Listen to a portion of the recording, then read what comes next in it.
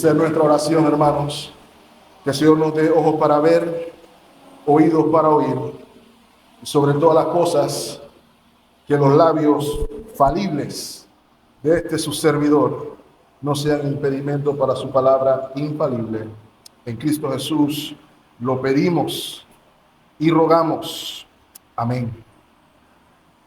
Mis amados hermanos, le damos las gracias al Señor precisamente porque es por su gracia y por su misericordia que podemos estar aquí disfrutando de la comunión de los santos y sobre todas las cosas, comunión con Él. Rogamos al Señor que por medio del texto leído podamos encontrar salvación, podamos encontrar mayor amor por Cristo y por un deseo aún mayor de la gloria de Dios y del Cordero. Si se dieron cuenta, hermanos, vamos a continuar nuestro viaje a través del libro, la epístola circular de Apocalipsis, en la serie que hemos titulado El Rey Vencedor. Y si se dieron cuenta en la lectura, verán por qué titulamos la serie El Rey Vencedor. Y quiero recordarles, hermanos, antes de iniciar nuestro texto, que nos encontramos precisamente en medio de un cambio de escenario.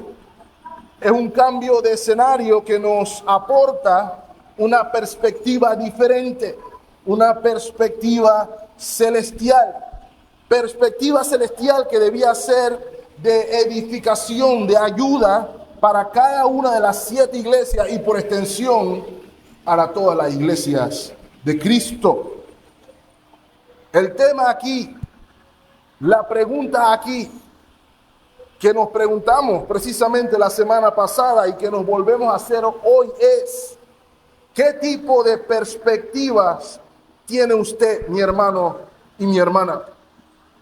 ¿Usted entiende el mundo de abajo para arriba o de arriba para abajo? Y el punto a comprender aquí, mis amados hermanos, es que si vemos el mundo de abajo para arriba, hay desolación, hay desesperanza. Cuando vemos el mundo de abajo para arriba, vemos protestas en la calle, maestros sangrando, vemos robadera, vemos matadera, vemos delincuencia y nos preguntamos ¿qué es esto? Pero cuando vemos el mundo de arriba para abajo, tenemos una perspectiva diferente, una perspectiva real, una perspectiva esperanzadora. Y la porción que vamos a leer hoy, mis amados hermanos, sigue precisamente la misma temática. Y por eso titulamos el mensaje Una visión celestial, segunda parte, el Cordero y el León. En el año 2017, hermanos, los esposos Jonathan y Sara Jerez escribieron una canción muy movida, pero muy profunda teológicamente. Se llama Por Encima del Sol. Y el tema de la canción es precisamente perspectiva. De hecho, mientras más leo la letra de la canción y más escucho nuestro texto, entiendo que ambos autores tuvieron que haberse basado en Apocalipsis 4 y en Apocalipsis 5 para escribir ese canto. Escuche, por ejemplo, el versículo 1. Por encima del sol hay una vista real. De allí la vida se puede ver como es en verdad. Una visión celestial de todo lo terrenal. Toda la historia se ve a la luz de la eternidad. La estrofa número 2. Por encima del sol se puede ver redención. Todo lo viejo cambiando por una nueva creación. La más profunda aflicción luego se vuelve una nueva canción cuando yo puedo un destello ver de la gloria de Dios. Perspectiva. Perspectiva es el punto de Apocalipsis 4 y 5. Y el enfoque de la segunda parte de la visión ahora es el Cristo exaltado, vencedor. en gloria, obrando a favor de su pueblo, obrando por su iglesia. Si usted me preguntara cuál es la idea principal, si hay algo con lo que usted no se puede dar el lujo de salir de aquí sin entender, es que el que está sentado en el trono decretó, determinó y sostiene todos los eventos de la historia de la redención, todos los eventos vinculados con la misma, y solamente en Cristo, y solamente Cristo es digno de que estas cosas sean realidad, y por ende es digno de la adoración que corresponde. Es digno de todo lo que hemos hecho desde que llegamos y que aún no hemos terminado de hacer. Así que oro porque el Señor nos conceda a todos una visión por encima del sol. ¿Cómo lo vamos a ver esto que les acabo de plantear, mis amados hermanos? Lo vamos a ver primero con el libro sellado. ¿Qué nos enseña el libro sellado que se vuelve objeto importante en el texto que hemos leído? En segunda instancia, el Cordero que es digno de precisamente abrir los sellos del libro. Y en tercer lugar, la respuesta celestial al Cordero abrir los sellos. Así que veamos primero el libro sellado, que estoy seguro que en nuestra lectura de la Biblia hemos escuchado y tenemos curiosidad por saber, y rogamos al Señor que nos ilumine para que lo podamos entender. Versículo 1. Y vi en la mano derecha del que estaba sentado en el trono un libro escrito por dentro y por fuera, sellado con, ¿cuántos sellos? 7. Ya ustedes a esta altura deben saber, hermano, que el libro, el número 7, tiene un significado particular. Plenitud, integridad, completo, totalidad. Ahora, hermanos, si se dieron cuenta, la imagen que vimos en el capítulo 4 cambia a la que vemos en el capítulo 5 con respecto de aquel que está sentado en el trono, ¿cierto? La semana pasada no vimos figura humana en el trono.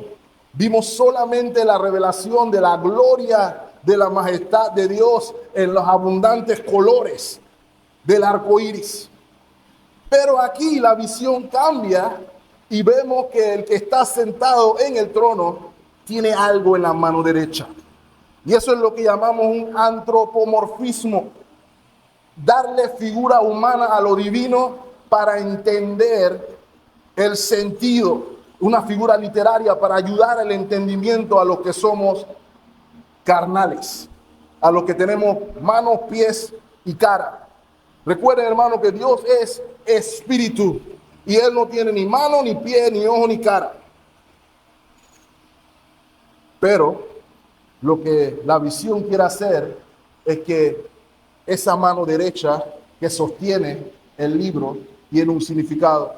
La mano derecha, mis amados hermanos, es símbolo de autoridad, es símbolo de poder. Vemos que el Señor dice que estamos cubiertos a su diestra. A la diestra de Dios encontramos seguridad. A la diestra de Dios encontramos exaltación. El Hijo está exaltado a la diestra del Padre. Autoridad y poder vemos en la figura de la mano derecha. Así que el que está sentado en el trono pudo haber tenido el rollo en la mano izquierda, pero la tiene en la mano derecha para que usted y yo podamos entender que lo que sea que contenga ese rollo es fruto de la autoridad soberana y el poder de aquel que está sentado en el trono. No es producto de la casualidad, no es producto del azar, es producto de la autoridad soberana decretada por Dios. Es lo primero que debemos entender, mis amados hermanos. Lo segundo es que lo que Juan ve en el versículo 1 es un libro, dice la versión Reina Valera. Otras versiones dirán un rollo, otras versiones dirán un pergamino. En esa época podían ya existir libros cosidos, pero también eran comunes los rollos. Nosotros no nos vamos a quedar en tanto detalle de que si era rollo o libro, dependiendo de los intereses de cada quien. Puede ser un rollo y puede ser un libro.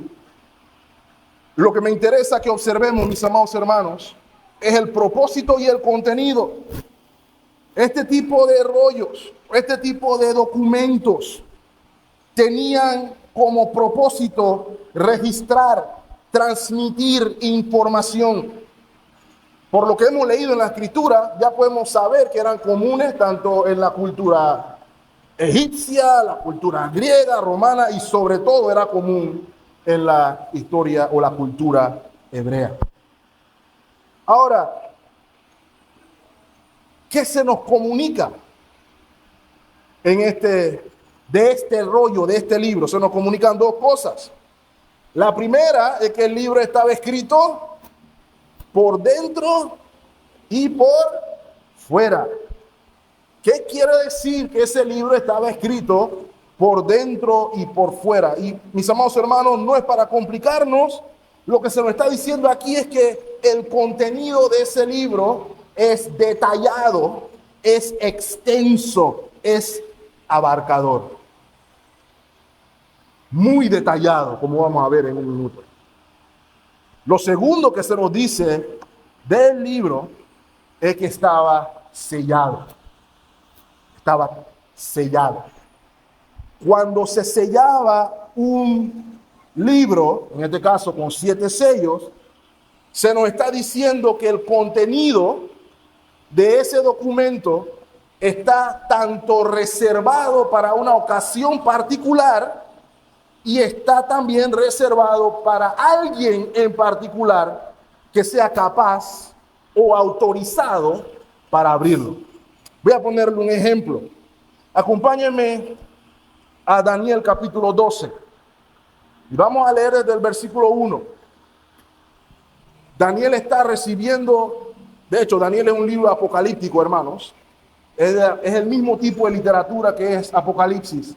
Y Daniel está recibiendo revelación de Dios con respecto al fin. Lea el versículo 1 conmigo. En aquel tiempo, Daniel 12, se levantará Miguel, el gran príncipe que está de parte de los hijos de tu pueblo, y será tiempo de angustia. Note que se está refiriendo a un periodo particular de tiempo, cual nunca fue desde que hubo gente hasta entonces, pero en aquel tiempo, de nuevo, aquel tiempo, será libertado tu pueblo, todos los que se hayan escritos en el libro, versículo 2. Y muchos de los que duermen en el polvo de la tierra serán despertados, unos para vida eterna y otros para vergüenza y confusión eterna. Y aquí se nos está hablando de juicio y redención al mismo tiempo. 3. Los entendidos resplandecerán como el resplandor del firmamento, y los que enseñan la justicia a la multitud como las estrellas a perpetua eternidad. Antes que leamos el versículo 4, usted pudiera pensar, bueno, la pregunta que sigue, ¿cuándo va a suceder estas cosas? ¿Cuándo llegará ese tiempo? ¿Y qué va a pasar en ese periodo? Miren lo que dice el versículo 4. Pero tú, Daniel, cierra las palabras y sella el libro. ¿Hasta cuándo? Hasta el tiempo del fin. Muchos correrán de aquí para allá y la ciencia aumentará. Ahora, mis amados hermanos, ya les dije, Daniel está recibiendo información importante. La pregunta es, ¿por qué debía ser sellado? Porque ese sello debía ser abierto posteriormente y por otra persona. De hecho, mis amados hermanos, Daniel ni siquiera entendía lo que estaba oyendo. Miren lo que dice el versículo 8. Y yo oí, mas no entendí. Y dije, Señor mío, ¿cuál será el fin de estas cosas? Y miren la respuesta de nuevo, versículo 9. Respondió, anda Daniel, pues estas palabras están cerradas y selladas hasta el tiempo del fin. Lo que les puedo decir desde ya, hermano, es que lo que Juan ve y nosotros vamos a ver es lo que Daniel selló en sus días. Este es con respecto al sellado, la época, el momento particular. Pero note que también el documento está reservado para una persona específica. No es Juan el que abre los sellos. El versículo 2 de nuestro texto, Apocalipsis 5:2, nos lo ratifica. Note, mi amado hermano. Y vi a un ángel fuerte que pregonaba a gran voz: ¿quién es digno de abrir el libro y desatar su sello? Así como me lo imagino yo. ¿Ok? Hay una pregunta que nosotros vamos a ver que tiene carácter retórico, pero que Juan no ve con carácter retórico. Alguien debía ser digno, o podemos usar la palabra más exacta desde mi opinión, merecedor de abrir cada uno de los 7 sellos. Ahora, el versículo 3, sin embargo, nos va a plantear un dilema, porque no hay nadie merecedor de abrir los sellos. No hay nadie digno en ningún lado de la creación. Nadie debajo del sol es merecedor de abrir los sellos, de leer el libro, de mirar el libro siquiera, es lo que se nos dice en Apocalipsis 5:3. ¿Lo ven ahí? Ahora, antes de considerar la solución del dilema, que estoy seguro que todos se la saben, la pregunta es, ¿qué es lo que hay en ese libro? ¿Cuál es el contenido del libro? Y permítanme decirles, hermanos, que el contenido del libro tenía un mensaje importante, tenía un mensaje crítico, un mensaje esperanzador, un mensaje que es deseable. Y permítame decirle, hermano, por alguna razón nosotros entendemos Apocalipsis al revés. Nosotros nos sentimos como que no, deja eso tapado, deja eso oculto. No queremos meternos en el libro de Apocalipsis. No entendemos que somos bienaventurados si leemos las palabras de esta profecía. El mensaje contenido en este libro es deseable, es necesario, es importante. Y no deberíamos darnos el lujo de vivir nuestros días sin saber lo que está escrito en este libro. Nuestra actitud con el libro va en contrapelo con la de Juan, ¿cierto? Porque cuando Juan escucha la pregunta del ángel y ve que nadie puede abrir el sello, nadie sale, el hombre se pone a llorar. Eso es lo que nos dice el versículo 4, ¿cierto? Y yo lloraba un poquito. Hay un énfasis, yo lloraba mucho, lloraba intensamente, porque no había nadie merecedor de abrir el libro, de leerlo ni de mirarlo. ¿Será que Juan entiende que hay algo en ese libro que todos deberíamos querer saber? Él lloraba, mis amados hermanos, porque se desataran los sellos. El que no se pudieran abrir era motivo de angustia, de tristeza y, si me permite decir, hermano, inclusive desesperanza por parte de Juan. Por eso es que lloraba de manera angustiosa. Ahora, hermanos, algunos consideran que ese es el libro de la ley del Antiguo Testamento, que Cristo es la llave para entender el Antiguo Testamento. Y es cierto, Cristo es la llave para entender el Antiguo Testamento, pero cuando usted lee capítulo 6, que vamos a leer la próxima semana, capítulo 7 y 8, se da cuenta de que muy poco tiene que ver con los 10 mandamientos y la ley del Antiguo Testamento directamente, sino de que vemos juicio contra los incrédulos, por ejemplo. Otros consideran que ese es el libro de la vida, donde están los nombres de todos los cristianos de todas las épocas, de todos los siglos. Pero de nuevo, Apocalipsis 6, 7 y todo lo demás no nos permite verlo, porque se habla tanto de creyentes como de no creyentes, al irse desatando los sellos. Entonces, mis amados hermanos, lo que lidia el libro tiene que ver con juicio, tiene que ver con redención, tiene que ver con la situación de aquellos que rechazan el señorío de Cristo y de aquellos que abrazan el señorío de Cristo. Voy a poner un ejemplo nada más. Ezequiel capítulo 2, versículo 9 y 10.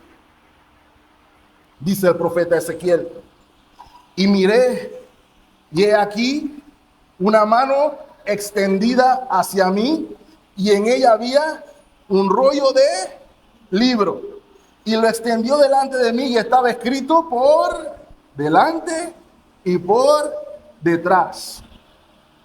Y ahí estaba escrito tu año de victoria, tu año de triunfo, tu año de prosperidad. Eso es lo que hubieran querido algunos. Pero ahí dice que lo que estaba escrito en el libro eran endechas. Endechas son cantos de lamentaciones. Lamentaciones son gemidos de lamentaciones. Y ayes son gritos de lamentación. Todo lo que iba a haber escrito en ese libro, por delante y por detrás, lamentación. ¿Ok? Ahora, hermanos, como ya mencioné, el libro contiene eventos de juicio y redención. En pocas palabras, mis amados hermanos, el libro contiene los detalles de toda la historia de la redención hasta su consumación, con los juicios que propician la consumación y la nueva creación que resulta de los juicios ejecutados. Toda la historia de la redención, particularmente lo que nosotros conocemos como los últimos días, periodo entre las dos venidas de nuestro Señor Jesucristo, y que encuentra su recta final a partir del evento de la resurrección. El libro contiene eventos de cosas que han sucedido, de cosas que están sucediendo y de cosas que van a suceder. El error que consideramos tienen algunos hermanos es que consideran que todo lo que está en este libro es futuro. Toda la historia de la redención, inclusive lo que está sucediendo aquí hoy, está escrito en ese libro. Apocalipsis capítulo 1, versículo 19, lo leímos hace un par de semanas, ¿cierto? Juan escribe las cosas que has visto, las que son y las que han de suceder después de estas. El libro contiene, mis amados hermanos, la voluntad soberana de Dios cumplida. Nosotros creemos que Dios decreta todas las cosas que suceden. Todo, mis amados hermanos, hasta el más mínimo detalle de los propósitos divinos para su gloria, son los que están escritos allí. Ahora, mis amados hermanos, esto tenía que ser relevante para la iglesia, ¿cierto? Porque el punto es el siguiente: aún en medio del sufrimiento, aún en medio del caos que la iglesia estaba viviendo, la confusión del mundo, el enredo del ya para acá, ellos sabían que la historia está en el control soberano de Dios. Por eso necesitamos creer en un Dios soberano, mis amados hermanos. Dios no tiene ni plan C, ni B, ni D, ni Z. Hay un solo plan de Dios ordenado, sucediendo, desarrollándose ya, que no puede ser bloqueado, no puede ser detenido. Los propósitos de Dios se han de cumplir. Lo leímos en el Salmo hace un momento, ¿cierto? Jehová cumplirá su propósito en mí. ¿Por qué Jehová puede cumplir su propósito en usted y en mí, mis amados hermanos? Porque Él es soberano y Él decretó que usted es suyo, si ha puesto su fe en Él. Es lo que contiene el libro, mis amados hermanos. Note algo. Juan lloraba por un deseo, por el cumplimiento de la voluntad de Dios.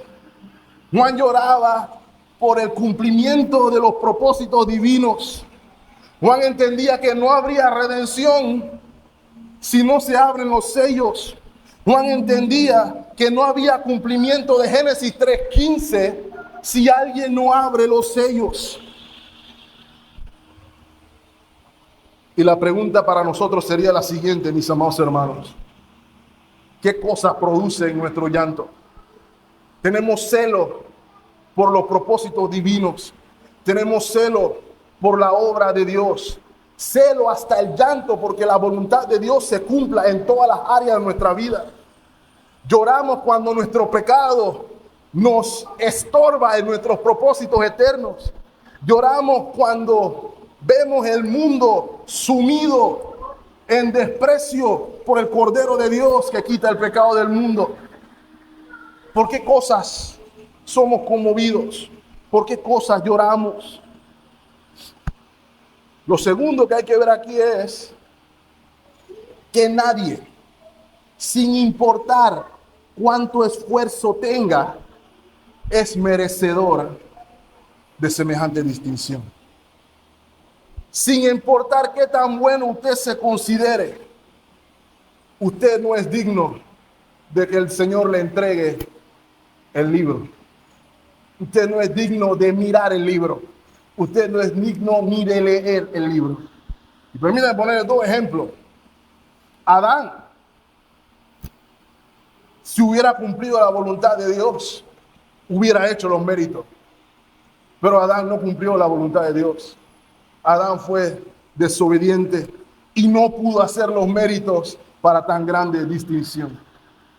El pueblo de Israel como nación tenían la misión de cumplir la voluntad de Dios en la tierra y también fallaron en la misión. Israel no cumplió la voluntad de Dios y tampoco fue capaz de hacer los méritos para tan grande distinción.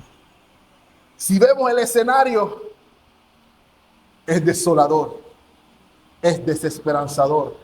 Y si usted entiende lo que Juan estaba viendo en su momento desde su perspectiva, usted y yo estuviéramos llorando sobre las lágrimas del libro mientras lo leemos. Porque sabemos lo que significa que el libro no fuera abierto y los sellos ejecutados.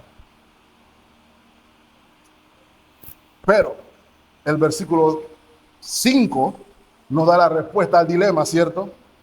Vemos al Cordero digno de abrir los sellos. Fíjense algo, hermano, el único que estaba llorando era Juan. Y rápidamente Juan encuentra consuelo en las palabras de uno de los ancianos que están allí. Miren lo que dice el versículo 5.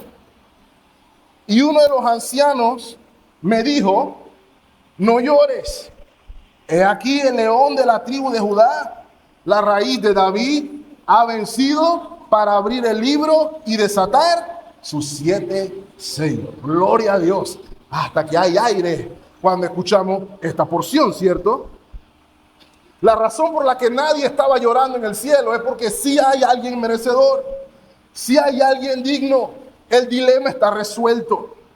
Ahora, hermanos, yo sé que ustedes saben que el dilema se resuelve en el Señor Jesús. Pero hay que notar algo. El anciano pudo haber dicho, no llores, Juan, Jesús es digno. Pero eso no fue lo que dijo. En el Espíritu Santo, inspirado por el Espíritu Santo, el anciano dice, el león de la tribu de Judá y la raíz de David ha vencido. Eso es importante. Hay dos títulos de carácter profético del Antiguo Testamento que usted y yo tenemos que considerar y que iban a ser relevantes para la iglesia en el primer siglo y lo sigue siendo para la iglesia hoy. ¿Cuál es el primer título? El león de la tribu de Judá. Y si usted ha estado aquí por un par de años en esta iglesia, la primera serie expositiva que predicamos fue de Génesis. Bueno, de Génesis. Y pasamos particularmente, como debe ser, después de varias semanas, por el versículo 49, donde se toca este tema particularmente. Acompáñenme ahí, Génesis 49, 9. Jacob está dando sus últimas palabras a los 12 patriarcas y está dándole la bendición a cada uno de sus hijos. Miren lo que dice con respecto a su cuarto hijo, Judá. Cachorro de león, Judá, de la presa subiste, hijo mío. Se encorvó, se echó como león, así como león viejo, y dice, ¿quién lo despertará? Y note lo que dice el versículo 10, que es lo importante aquí.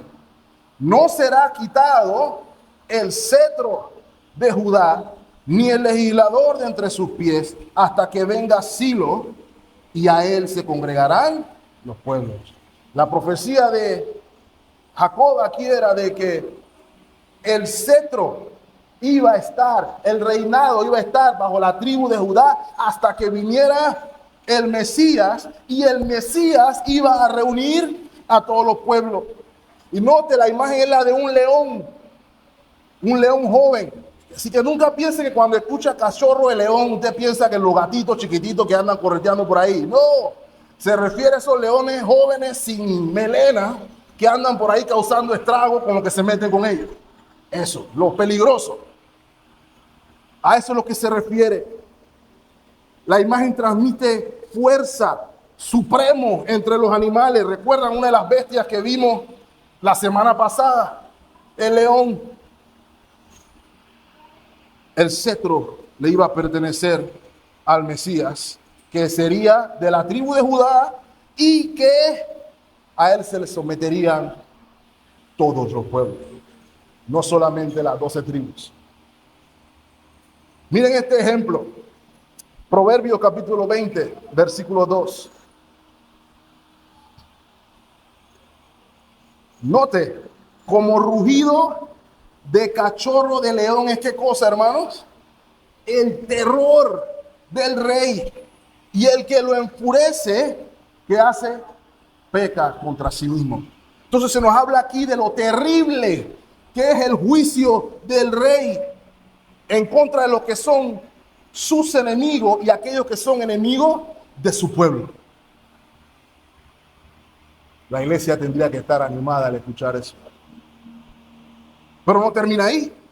No solamente se nos dice que el Mesías sería descendiente de la tribu de Judá y que sería un gobernador poderoso, sino que se nos dice que sería de la raíz de David, que sería descendiente de David. Isaías 11:1, saldrá una vara del tronco de Isaí y un vástago retoñará de sus raíces. David es vástago del tronco de Isaí, así se llamaba el papá de David. Y Cristo Jesús se atribuye que en él se cumple esa profecía. Aquí mismo en Apocalipsis, capítulo 22, versículo 16. Yo, Jesús, he enviado mi ángel para daros testimonio de estas cosas en las iglesias. Yo soy, ¿quién? La raíz, el linaje de David, la estrella resplandeciente de la mañana. Cristo, mis amados hermanos, nuestro Señor Jesús es declarado rey en su nacimiento. Desciende de la línea real de David. El pueblo en el Antiguo Testamento, el pueblo en los días de Jesús, rechazó las afirmaciones reales de Cristo. Lo crucificaron. Pero hermanos, Dios lo exaltó con gloria, poder, majestad. Y Él va a gobernar por toda la eternidad. Ese es el punto a observar aquí. Bien. Así que no solamente, mis amados hermanos, se nos revela quién es merecedor, quién es digno, sino que se nos revela por qué es digno. Porque Él ha vencido. Y por eso titulamos la serie como la titulamos, El Rey Vencedor. Y nos vamos a dar cuenta que hay un precioso, hermano, hay un precioso contraste aquí. Porque entonces, a partir de este momento, entra el Rey Mesías en escena. Y usted y yo tenemos que considerar cómo aparece y dónde aparece el Rey Mesías en escena. Y lo primero que se nos dice es que Juan lo ve como un cordero inmolado. Lea el versículo 6 conmigo. Y miré allí y vi que en medio del trono y de los 4 seres vivientes, en medio de los ancianos, estaba en pie un cordero como inmolado. Un cordero que había estado muerto, es lo que se ve allí, que tenía 7 cuernos y 7 ojos, los cuales son los 7 espíritus de Dios enviados por toda la tierra. Ya los hermanos del templo tan clarito con todos los 7 que hay ahí. Ahora, primero, ¿dónde aparece el Rey Mesías? En medio del trono. Él aparece en medio del trono, indicándonos ya desde ahí que Él está en las mismas condiciones, en igualdad de condiciones con el que está sentado en el trono. Es lo primero que vemos allí. Lo segundo que usted y yo podemos ver allí, ¿se acuerdan que todo lo que estaba alrededor del trono implicaba dependencia absoluta al propósito del que está sentado en el trono? Así que todos los 24 ancianos, los seres vivientes, todos están en torno al Cordero también. Y es un recordatorio, mis amados hermanos, de que nuestra vida, nuestro propósito, nuestra existencia está sujeta a la relación que usted y yo tenemos con el Cordero inmolado. Miren lo que dice Colosenses 1:16. Porque en Él fueron creadas algunas cosas. Todas las cosas, las que hay en los cielos, las que hay en la tierra, visibles e invisibles, sean tronos, sean dominios, sean principados, sean potestades, todo fue creado por medio de Él. Y no, hermano, porque algunos terminamos ahí, por medio de Él y para Él. Yo no me pertenezco, fuiste creado para Él. Toda nuestra existencia es en Él y por Él y para Él. No solamente está en medio del trono, hermanos. Note, está de pie. Está de pie. Estar de pie es un símbolo de estar firme en autoridad, en exaltación. Pero sobre todas las cosas aquí exalta el hecho de que el Cordero inmolado resucitó. Resalta la victoria del Cordero ante la muerte. La victoria sobre el último enemigo. Ahora, hermanos, qué contraste más precioso, ¿cierto? Cuando leímos que el merecedor de abrir los sellos era el león de la tribu de Judá, a la raíz de David, lo que seguiría es que nos imagináramos un guerrero con 4 espadas, musculoso, entrando al trono real. Eso es lo que usted se imagina, ¿cierto? Porque se nos está describiendo la pompa de un rey, la fuerza de un guerrero, capaz de como león someter a sus enemigos. Pero lo que vemos es una mansa y humilde figura de un cordero. Un cordero inmolado. Y el punto a observar aquí es que la victoria del Dios Todopoderoso fue en la debilidad. Ese es el contraste precioso. En la humildad, Cristo venció. En la humildad se encontró la victoria.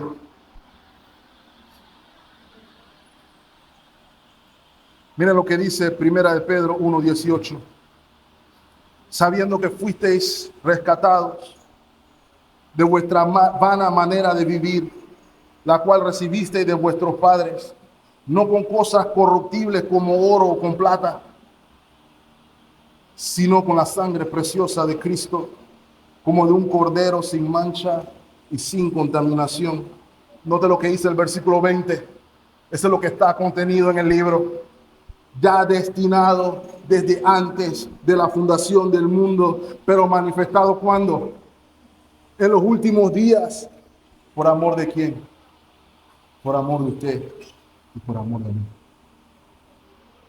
Esta visión, el símbolo de que Cristo aparezca en el trono como un cordero inmolado, es un símbolo del sacrificio perfecto por el pecado consumado. También transmite, mis amados hermanos, la mansedumbre, la humildad del Cordero de Dios para con aquellos que son su pueblo.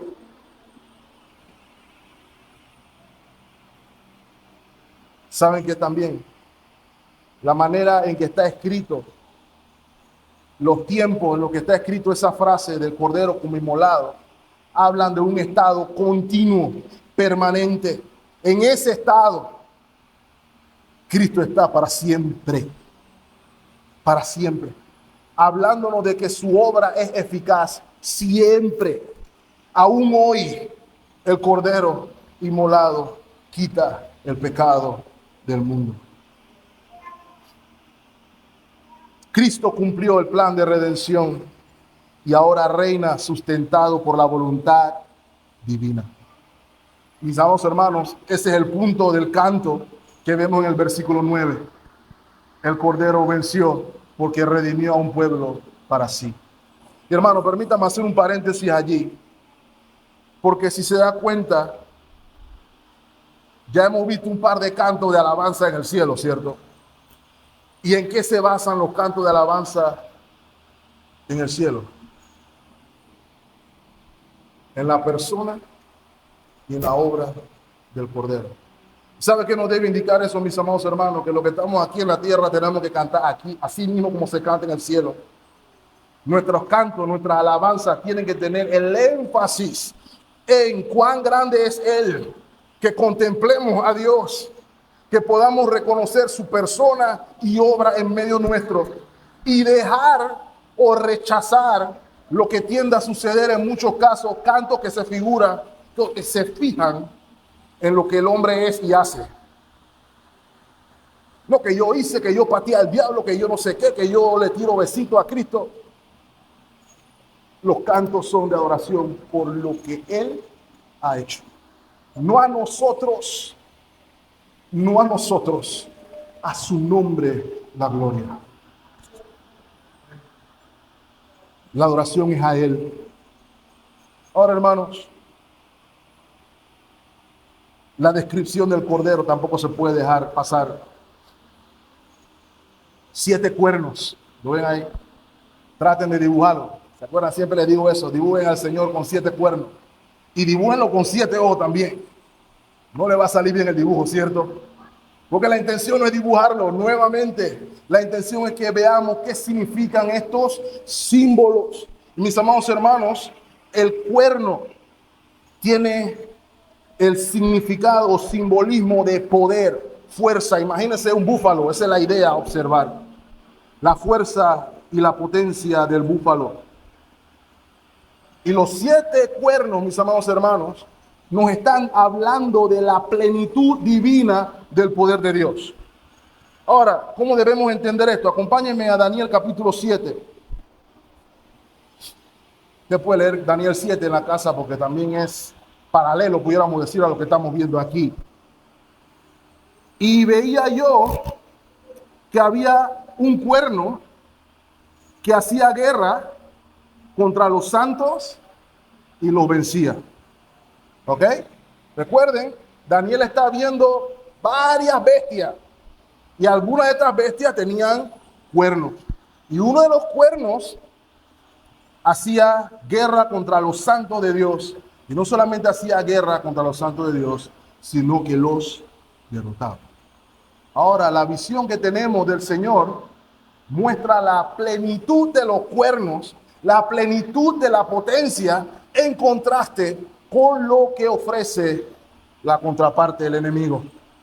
Y el punto es el siguiente, que mientras la iglesia estuviera preocupada por lo que le pudieran hacer los reinos del mundo, el Cordero de Dios es más poderoso que cualquier gobierno, que cualquier reino. La plenitud de la fuerza le pertenece al Cordero inmolado. Se ve débil, pero es el más poderoso de todos. No solamente eso, mis amados hermanos. El Cordero no solamente tiene todo el poder, sino que tiene todo el conocimiento y toda la sabiduría. Eso es lo que quiere decir la plenitud de los ojos, que son el Espíritu Santo de Dios. Ya nos damos cuenta nuevamente, hermanos, que nuestra salvación es trinitaria. Dios en tres personas obra nuestra salvación y obra nuestra redención. Y note, se nos dice que los 7 ojos son los espíritus, los 7 espíritus de Dios. En efecto, ¿dónde, hermanos? ¿Dónde está en efecto, según lo que leímos allí? Por la tierra.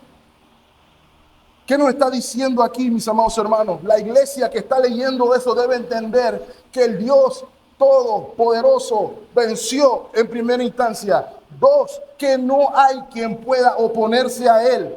Y 3, que su Espíritu Santo obra en favor de la iglesia en todo momento. Ese lo dijo a sus discípulos: yo no los voy a dejar solos. Yo voy a dejar al Paracleto, el Espíritu Santo de Dios. Y es en el poder del Espíritu Santo, mis amados hermanos, que la iglesia avanza, que la iglesia camina, que la iglesia está capacitada para vivir conforme a la voluntad de Dios. Algo que habían olvidado algunas de las iglesias, ¿cierto? Sardis, por ejemplo. La Odisea, por ejemplo. Olvidaron que su poder no residía en si tenían plata, si tenían esto, si tenían lo otro, sino en que Dios estaba en medio de ellos. Él es el vencedor. Y por eso dice Apocalipsis 5, versículo 7.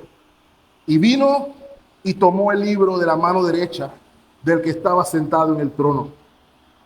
Él es digno, él es merecedor. Y por eso entonces vemos la respuesta a la obra del Cordero a partir del versículo 8, ¿cierto?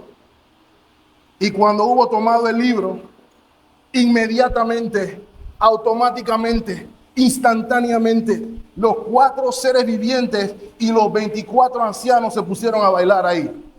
¿Es lo que dice ahí? No. Se postraron delante del Cordero. Todos tenían arpas y copas llenas de oro, llenas de incienso, y se nos dice de una vez que son las oraciones de los santos. Y lee el versículo 9 conmigo. Y cantaban un nuevo cántico diciendo: digno eres de tomar el libro y abrir sus sellos, porque tú fuiste inmolado y con tu sangre nos has redimido para Dios de todo linaje, lengua y pueblo y nación. Versículo 10, y nos has hecho para nuestro Dios reyes y sacerdotes, y reinaremos sobre la tierra. ¿Cuál es el punto aquí, mis amados hermanos?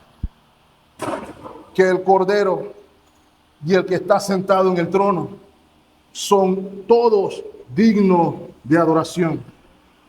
Cantad al trino y uno Dios, sus alabanzas entonar, su eterna gloria proclamar con gozo, gratitud y amor. ¿Por qué? Porque Él es digno de tomar el libro, porque Él fue inmolado y nos redimió del pecado para Dios. Y note, hermanos, las copas de oro llenas de incienso no se deben pasar de alto. Esto nos recordará Éxodo, que representa estas copas, que se quema, o que representa el incienso quemado, la oración de los santos. Y se nos recuerda aquí que Cristo Jesús está de pie delante del trono en intercesión por sus hijos. Aún hoy,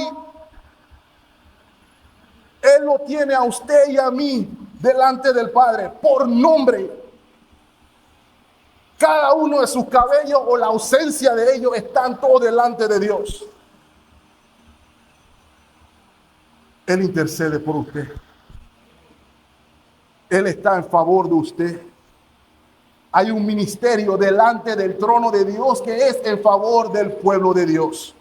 No estamos abandonados, no somos huérfanos. Cristo ora por usted. Cristo ora por mí. Cristo lleva nuestras oraciones como el gran sumo sacerdote delante de Dios. Y se darán cuenta, hermanos, que muchas de las oraciones de los santos, vamos a leerlo. ¿Hasta cuándo, Señor? ¿Cuándo nos vindicarás? El Señor nos dice, no te voy a vindicar. Él nos dice, no te preocupes, permanece, persevera. Tu oración no cae en oídos sordos. Ya lo hemos dicho, mis amados hermanos, su Dios no es ni ciego, ni sordo, ni mudo. Él es el Dios del universo y Él está sentado en el trono gobernando con autoridad. Él vela por ti y por mí. Eso es lo que la iglesia tenía que entender. Es lo que la iglesia tenía que vivir. Por eso hay adoración en el trono, mis amados hermanos.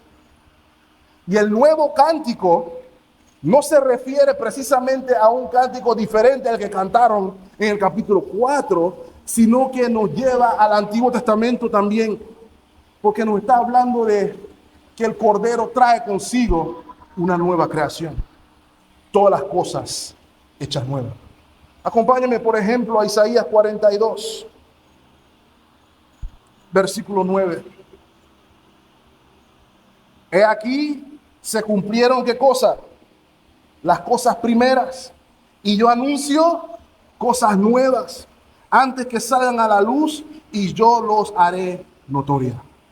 Solamente un Dios soberano puede declarar que suceda algo que no ha acontecido, porque Él es soberano. Y Él declara que habrá cosas nuevas antes de que se den. Versículo 10. Cantad a Jehová un nuevo cántico, su alabanza desde el fin de la tierra, lo que descendéis al mar y cuanto hay en él, las costas y los moradores de ella. Estamos llamados a responder a la obra del Cordero, porque el canto de los 24 ancianos describe el alcance de la obra del Cordero. Usted alcanzó redención, usted es enemigo de Dios, usted es abominado por Dios como pecadores impenitentes que somos, pero en virtud de la obra del Cordero, que se inmoló o fue inmolado para que usted tuviera perdón de pecado y comunión con Dios. Usted no solamente fue perdonado, sino que fue hecho nueva criatura. Y no estaba restringido a un grupito de una denominación o de una etnia, sino que el plan de redención nunca fue para un solo pueblo, sino que era para todos los pueblos. Dios le dice a Abraham, en ti serán benditas todas las familias de la tierra. Eso le incluye a usted, eso le incluye a mí. Piénselo por un momento, hace 1000 y pico de años atrás, Dios estaba hablando con Abraham, con usted en mente, que usted iba a ser bendecido por la obra del Cordero. Y lo hizo rey y sacerdote con él. ¿Cuál es el punto aquí, hermanos? Cristo redime a los creyentes de cualquier forma de la esclavitud, del pecado, de la opresión. Lo hace a través de su muerte y de su resurrección. Nuestra salvación resultó gratuita para nosotros, pero tuvo un costo. Miren lo que dice Daniel capítulo 7 y versículo 22. Hasta que vino el anciano de días y se dio el juicio. ¿A quiénes le dan el juicio, hermanos? A los santos del Altísimo, usted y yo. Y llegó el tiempo y los santos recibieron el reino. No están hablando de David, no están hablando de Moisés, nada más. Están hablando de usted, están hablando de mí. Versículo 27. Y que el reino y el dominio y la majestad de los reinos debajo de todo el cielo sea dado aquí, mis amados hermanos, al pueblo de los santos del Altísimo, cuyo reino es reino eterno y todos los dominios le servirán y obedecerán. Se cumple la profecía de Jacob, se cumple la profecía de Isaías, se cumplen todas las profecías en la obra del Cordero. Aquí se ve el punto del libro, mis amados hermanos, desde la perspectiva correcta.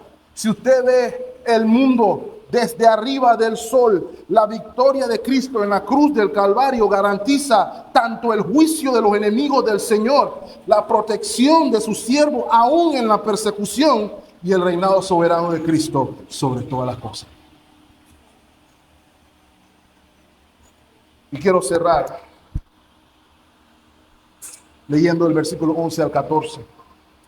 Y miré y oí la voz de muchos ángeles alrededor del trono, y de los seres vivientes y de los ancianos, y su número eran millones de millones, las huestes celestiales. ¿Qué decía la hueste celestial? El Cordero que fue inmolado es digno de tomar el poder, la riqueza, la sabiduría, la fortaleza, la honra, la gloria y la alabanza. Él es digno de su adoración. Él es digno de la alabanza. Versículo 13. Y a todo lo creado que está en el cielo y sobre la tierra y debajo de la tierra y en el mar y todas las cosas que en ellos hay, oí decir al que está sentado en el trono y al Cordero, sea la alabanza, la honra, la gloria y el poder por los siglos de los siglos. Y se repite el 14, los 4 seres vivientes decían, amén. Y los 24 ancianos se postraron sobre su rostro y adoraron al que vive por los siglos de los siglos. ¿Cuál es el punto aquí? Adoración multitudinaria, adoración universal. Universal. Filipenses 2:10 nos recuerda, mis amados hermanos, que en el nombre de Jesús se va a doblar toda rodilla de lo que están en los cielos, en la tierra y debajo de ellos. Lo podemos hacer ahora y llegar practicado a la eternidad, o lo podemos hacer a la mala. Pero toda rodilla se doblará. ¿Por qué? Porque Él es digno. Porque Él va a abrir los sellos y el león va a ser temible. A menos que te sometas a la gracia del Cordero que fue inmolado para tu salvación. Déjenme cerrar con un breve punto de aplicación. Primero, si usted está aquí y aún hoy rechaza al Cordero de Dios que quita el pecado del mundo, sepa, se lo digo con temor y temblor, que no es nada gracioso, no es nada bueno, porque mi eternidad está determinada no por si yo vine a la iglesia obligado por mi mamá o por mi papá, no porque si yo hice buenas obras. Mi eternidad está determinada por mi relación con el Cordero de Dios que quita el pecado del mundo. Y dependiendo de cómo lo veas, te toca lidiar ya sea con el Cordero o te toca lidiar con el león. Y terrible cosa es caer en las manos del Dios viviente. Miren lo que dice el Salmo 2. Lo hemos estado citando con regularidad. Ahora pues, oh reyes, gobernantes, sed prudentes, recibid, admitid amonestación, jueces de la tierra. Miren lo que dice el versículo 11, es un mandato, no es opcional. Servid a Jehová con temor y alegraos con temblor o con reverencia. Mira lo que dice el versículo 12. Honrad al Hijo para que no se enoje y perezcáis en el camino, pues se inflama pronto su ira. Bienaventurados todos los que en Él confían. Esa es la advertencia que hace el Señor para todos aquellos que se se revelan al Señor y a su Cristo. El famoso reformador John Knox lo pone de esta manera: oh mundo miserable, mundo ingrato y malo, ¿cuál será tu condenación cuando aquel que con tanta ternura te ha incitado a obedecer su verdad regrese en su gloria para castigar tu menosprecio? ¿Dónde te esconderás de la presencia de ese león que perseguiste a lo largo de las edades? ¿Qué te excusará habiendo derramado tan tiránicamente la sangre de los que le sirvieron fielmente para sacarte de la ignorancia ciega y de la idolatría?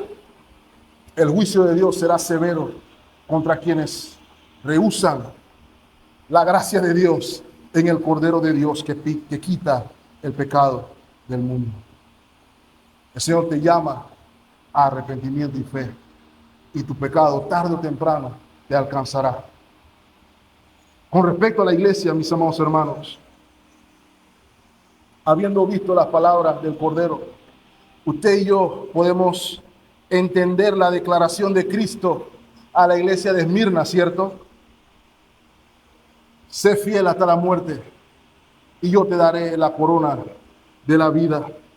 Cristo es soberano y nosotros entonces estamos llamados a perseverar en su amor, en su gracia, sin importar cuál sean nuestras circunstancias, sin importar cuál sea nuestro sufrimiento en este mundo caído. El Cordero es soberano. El Cordero está contigo. Y recuerden, mis amados hermanos, que el que tiene los 7 cuernos y los 7 ojos, ese es su Señor. No es ni manco ni cojo. Lo segundo que ustedes debemos observar aquí es que la victoria del creyente es igual a la victoria del maestro. Nosotros vencemos siguiendo el camino de la cruz, no por espada ni por ejército, sino por su Santo Espíritu. Eso es lo que caracteriza a sus seguidores. Somos mansos y humildes como el Cordero, y nuestra lucha es en medio de nuestra debilidad. Así que usted y yo, que somos ciudadanos del reino, estamos llamados a vivir, a mostrar su reinado, siendo sal y luz en un mundo que detesta la luz, en humildad, en sabiduría y proclamando el reino de los cielos. Porque somos embajadores en el nombre de Cristo. Y mire lo que le dice el apóstol Pablo a los corintios: por tanto, les rogamos que se reconcilien con Dios. Esa es nuestra vocación. No a la fuerza, no como hacían en las cruzadas: conviértete a Cristo o te mato. No como en el estilo del yihad: conviértete a Alá o te matamos. No por espada ni por ejército, sino por el poder del Santo Espíritu de Dios que transforma los corazones. Y finalmente, si hay algo que usted ha visto aquí, es que usted y yo vivimos para adorar. Y si nuestras vidas no son en adoración por lo que Dios ha hecho, permítame decirle con toda la humildad, hermano, estamos desperdiciando nuestra vida, porque vivimos para su gloria y vivimos para la alabanza de la gloria de su gracia por la redención que Él ha hecho por usted y por mí. Nosotros deberíamos ser los primeros tirados en el suelo, cantando el cántico nuevo a aquel que está sentado en el trono y al Cordero que es digno de alabanza. Sea nuestra confianza en el Señor Jesucristo, nuestra esperanza fiel de una ciudad no hecha de mano, donde ya no hay más llanto, no hay dolor, ni pecado, ni temor, porque el Cordero venció y nos ha hecho partícipes de la herencia con Él. Ese es su deseo. Eso es lo que Cristo le recuerda a la iglesia cuando mira desde la perspectiva correcta. Estemos orando. Gracias, Señor, por tu palabra. Gracias por recordarnos que tú eres digno. Gracias por recordarnos que tú fuiste inmolado para redimirnos de nuestro pecado y nos sacaste de la miasma en donde nos encontrábamos y nos has hecho reyes y sacerdotes, tal como se lo dijiste a Moisés en el Sinaí.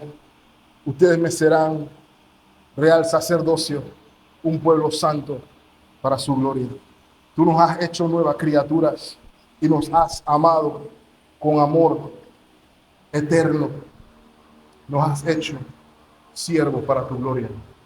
Permítenos recordar que tú estás soberanamente sentado en el trono y que todas nuestras circunstancias, nuestros dolores, nuestras agonías, nuestras preocupaciones, nuestras aflicciones son instrumentos poderosos en tu mano para tu gloria.